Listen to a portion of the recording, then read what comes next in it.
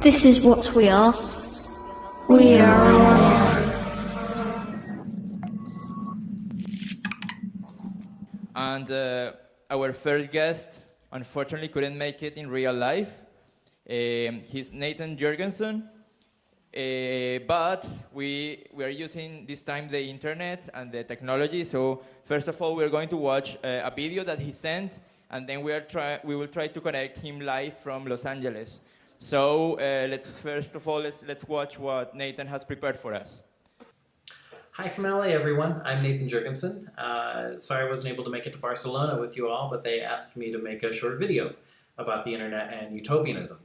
And I think that digital utopianism is really interesting in that how we talk about the internet, what frameworks we put it through, really say a lot about what we collectively think of the internet, what it is, what it's doing in society, and so often it is through the lens of utopianism and dystopianism. Digital utopianism has a long and somewhat regrettable history.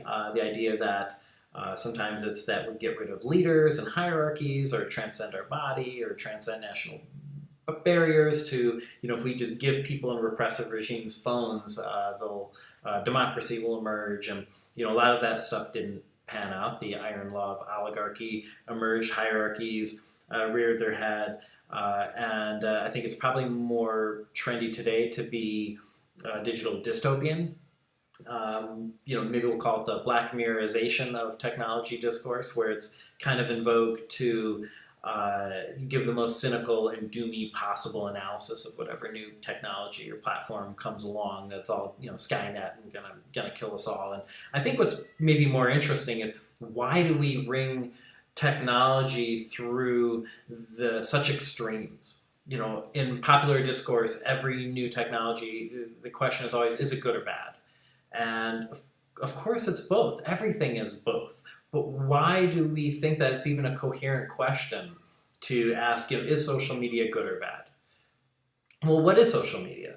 Social media is our self-presentation and identity. It's how we talk to each other. It's intimate communications, how you keep up with your family, how you communicate with others, how you learn, how you get the news. It's everything. It's the infinite complexities of all of social life. And, asking if the internet's good or bad is like asking, is talking good or bad?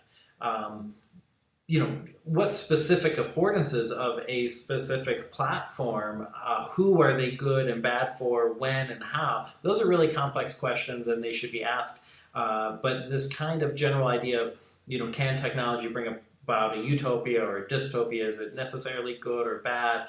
I think those are really incoherent questions, because you can't ask that of something that is so general, so enmeshed with all of reality. And I guess that's the point I want to put on the table, is that we should think of technology as always real, as lived, as embodied, as material. It always has geography, it has politics, and as such, and it's enmeshed in all of reality, as a flavor of information that augments everything that we're doing, whether you're looking at a screen or not.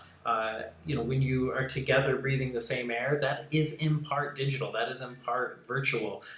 Just as what happens on the screen is always real. It's always comprised of real people with real bodies and politics. And this is kind of a critique of what I call digital dualism. This is the idea that the internet is some separate cyberspace, that it's not real, that it's virtual.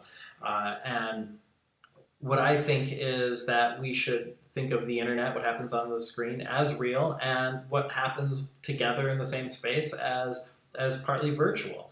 That digitality intersects and augments all of reality. And in that sense, it becomes silly to ask, is digitality good or bad? Well, I don't know. Is text good or bad? Are books good or bad? Is talking good or bad? Is identity good or bad? Are politics good or bad?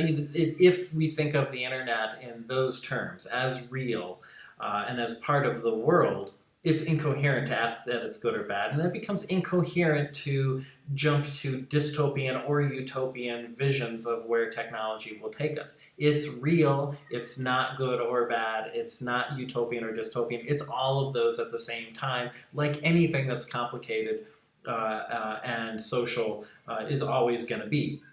So I think that's where I kind of want to leave it on the idea of really being critical of technological solutions and cure-alls and things like that. I do want to bring up Mark Zuckerberg. He recently had this long essay about how, all of the social ills can be cured by artificial intelligence. So we have all these crumbling institutions. Well, we just need to add data, and the messy, lived human politics can be kind of solved by the cure-all of cold, rational data.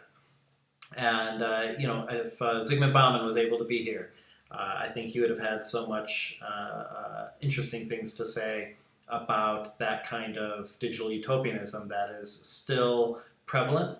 And I'm remembering his idea of the gardener versus the gamekeeper. I'm probably not the only person here who's brought up that example where the gamekeeper, their utopia is to preserve, to create a space where nature can proliferate on its own, kind of in a hands-off way, versus the gardener who wants to contrive and manage some very specific utopia. And I think what a lot of tech utopianism is, and Mark Zuckerberg's recent essay is a great example of that, is the gardener version of the utopia, where artificial intelligence, that is big data, can craft the perfect garden that can order and manage and control society in the best possible way.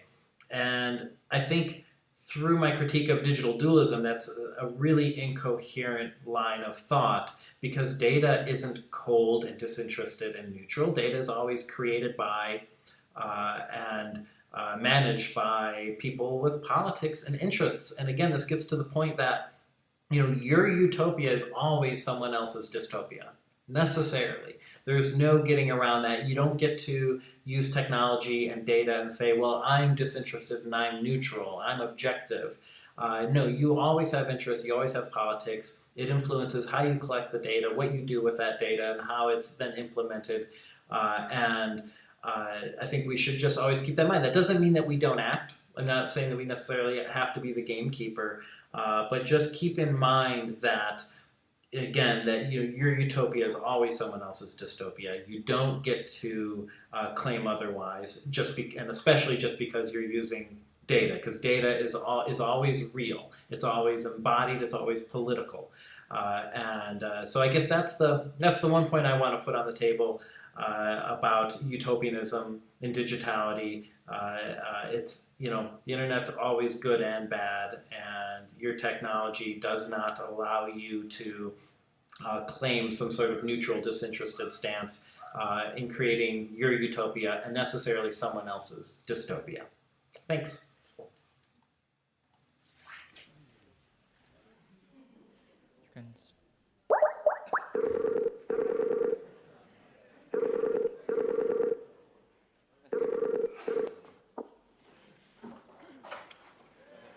Hey. Hello?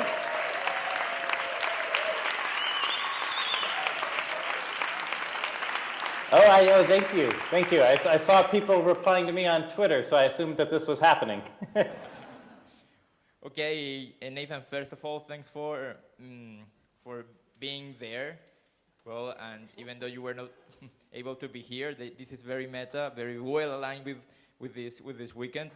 So we have just 7 minutes to do this live call. So let's try to make the most out of it. So one of the topics that we want to discuss, put on the table here, is the big conversation regarding reality of post-truth media, what has been labeled as post-truth media, the phenomenon of fake news, and would like to know your thoughts about how this thing basically is connected to what you just shared in the video we watched with the reality and digital dualism? Well, I think that a lot is made of fake news as if there's some false novelty there.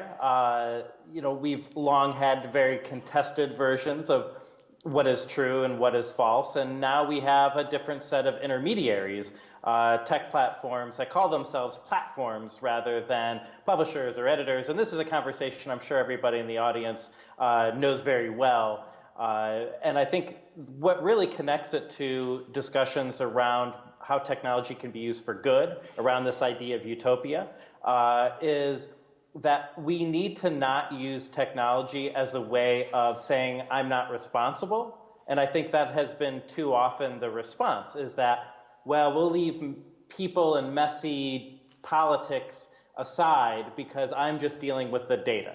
And I think what was most fundamental is understanding that if you are organizing information, you are an editor, you are a publisher, you have politics, you have a philosophy, and if that's cooked into an algorithm or if that's an editorial meeting at a newspaper, both in that same situation, you are an editor. But at the same time, we can't forget the critiques of editorship. The Frankfurt School, critical theory, is all about how the few people who make the decisions on what we consume is also deeply problematic. So my utopia isn't that tech platforms all understand that they are editors as well. I think that'd be a step in the right direction. But remember, that utopia was Theodor Adorno's dystopia. So it'd be a step in the right direction towards just understanding the situation that we're in, not necessarily that being a utopia. And talking about understanding stuff, let's talk about metaphors. What do you think I love about understanding stuff.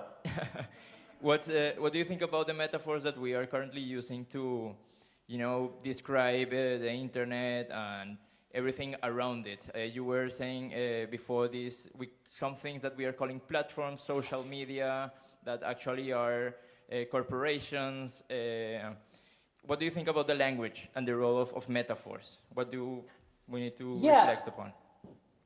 We need these metaphors, and that's how we all, like right now you're all in a room, and assuming that no one is totally disrupting it, as a sociologist, that is always really amazing, that we all use the same schemas, the same metaphors, what sociologists often call the definition of the situation, that we use to accomplish being together. Like right now, you all are accomplishing being together at Barcelona through a lot of work, I know.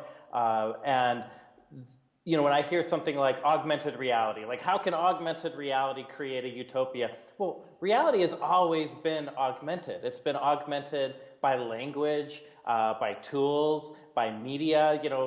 Just I can look outside and see glowing signs and screens. There's text.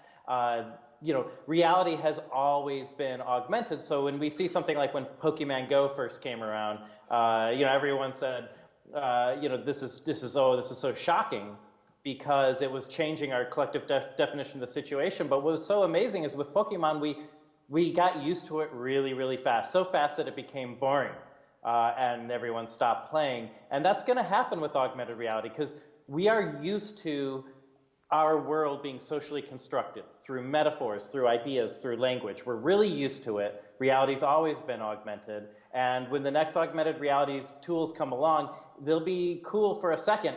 But I think society is really good at using, and through metaphor, incorporating that into our collective definition of the situation. And it'll no longer be this, we can't say, if we could just add some augmented reality, some data, some AI, whatever our big tech solution is, we can get a utopia. What happens is that society gobbles that up really quick. We learn how to deal with that.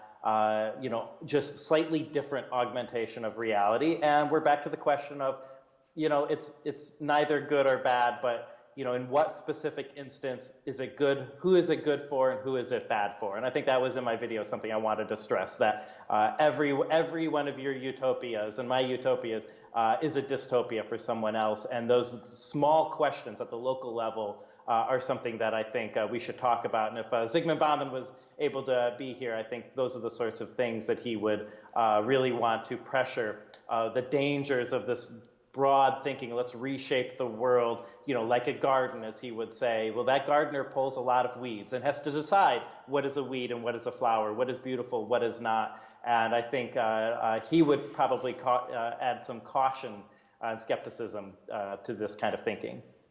Okay, Nathan, and a last question because we are running out of time, but it's a question that I get very often. And what do you understand by "in randomness we trust"? What does that sentence say to you? Well, I'm just seeing it for the first time here on a shirt, so I guess I'm interpreting shirts. It makes me scared, honestly. In randomness we trust. It kind of sounds like Facebook's fail hard, or kind of a lot of the hacker ideology that somehow chaos and randomness is going to be good for the world. And right now, at least in the United States, there's a whole lot of chaos here. There's a lot of chaos in declining social institutions. There's a lot of chaos in what is true and what is false, what is real, what is not. And it doesn't feel that great. But I certainly wouldn't support a shirt that said the opposite in predictability. We trust, but I think both highly predictable things and highly unpredictable things are, I don't want to fall on either end of that. I don't want to make a call on that. Okay, Nathan, people are laughing in the room just because this is the kind of a slogan of IAM. But that's the point like of Dr. this. Oblivion and Videodrome, I think one of the conclusions of the weekend is that we need to have more conversations with those who have different opinions as ourselves. So we need to embrace the debate. So Nathan, thanks a lot. Enjoy sunny Los Angeles. And let's keep, I guess, follow him on Twitter and Skype? Well, in Twitter. No, I mean to continue the conversation forever. Nathan, we love you. Thank you. All right, thank you. In randomness, we trust.